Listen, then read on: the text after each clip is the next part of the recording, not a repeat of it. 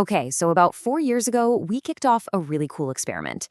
The goal was simple: find the absolute best way for a total beginner to invest their first $100. Today, we get to crack it open and see the results. We pitted 5 different investments against each other, and we're going to see which one came out on top. It's the question pretty much every new investor asks. You got $100 and you want to put it to work. But where do you even begin? Do you pick a stock? Buy some gold? What about all that crypto stuff everyone's talking about? Well, this explainer is going to give you a real-world look at how those very different choices could play out. So here's how we're going to tackle this. First, we'll lay out the rules of the game. Then we'll jump into our head-to-head matchups, stocks versus real estate, and then crypto versus gold. After that, we'll look at a popular all-in-one solution. And finally, we'll get to the grand finale, the final verdict. Right, so to make this a fair fight, we can't just look at the final dollar amount. That's only part of the story. We need a consistent way to judge each investment. So we're going to score every contender across 5 key categories. And this is our scorecard, basically. First up, learning curve. Just how hard is it to get started? Then, passive income potential. Is it going to make you money while you sleep? We've also got tax efficiency, because hey, it's not what you make, it's what you keep, right?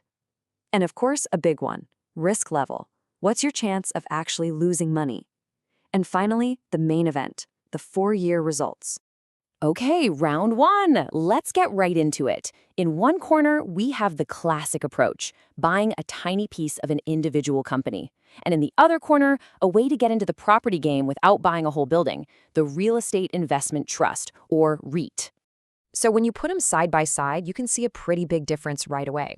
Picking individual stocks, that has a high learning curve. You really got to do your homework. REITs, on the other hand, are a bit simpler. Both can give you some nice passive income from dividends, but the risk, that's where they really split.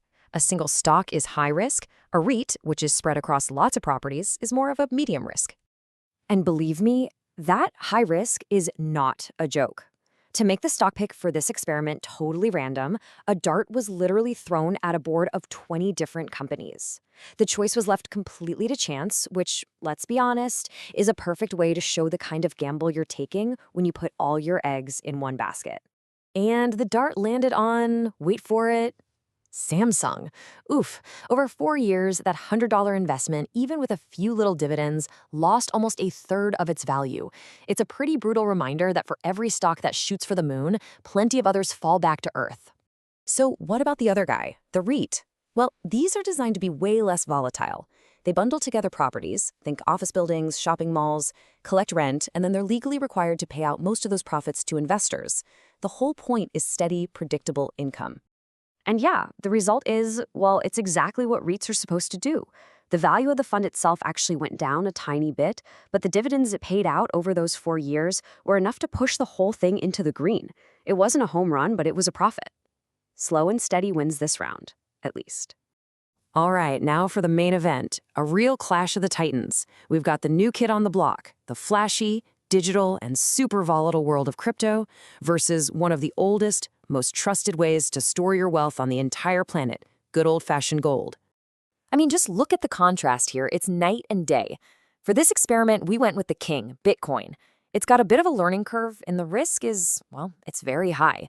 It's also pretty terrible for taxes. Gold, on the other hand, is super simple to understand. It doesn't pay you anything, it just sits there, but it's much better on taxes and is seen as a medium-risk, safe haven asset. Okay, so we all know crypto is volatile, right? It's famous for these insane price swings. But even expecting the unexpected, the performance of our $100 Bitcoin investment over these 4 years was, to put it lightly, absolutely mind-blowing. No, that is not a typo. That $100 in Bitcoin exploded into more than $650. Now, and this is so important, this is not typical. Bitcoin just happened to be the single best performing asset of the last decade. This result is the poster child for high risk, leading to an astronomically high reward. So, how on earth can gold compete with that? Well, the short answer is, it doesn't even try to. Gold's job isn't to make you rich overnight. Its job is to protect your money when things in the world get shaky. It's a store of value that people have trusted for thousands of years. And you know what? It did its job perfectly. A 40% return over 4 years is incredibly solid and steady. It shows you exactly why investors flock to gold to shield their money from things like inflation. A very, very respectable performance. Which brings us to our final contender. What if you don't want to gamble on a single stock and you don't want to ride the crypto roller coaster? What if you just want a simple, diversified, set it and forget it option? Well, meet the index fund. You know, the whole idea behind an index fund is just brilliant in its simplicity. Instead of trying to pick the winning companies, you just buy a fund that holds all the big players. We're talking Apple, Microsoft, Amazon, the whole shebang. By buying an S&P 500 indexed fund, you're basically just making a bet that the US economy as a whole will grow over time. And it's pretty easy to see why so many investors love these things. You're instantly diversified, so your risk is way lower. It's the ultimate passive investment. You just buy it and let the market do its thing. Plus, they have rock-bottom fees and a long history of delivering consistent, solid returns. And the results, well, they really speak for themselves.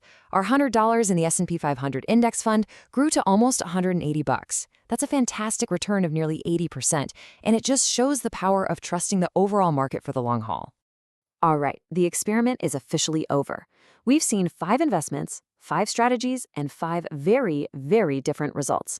It's time to line them all up, see who won, and figure out the most important lesson from this whole thing. And here we have it, the final leaderboard.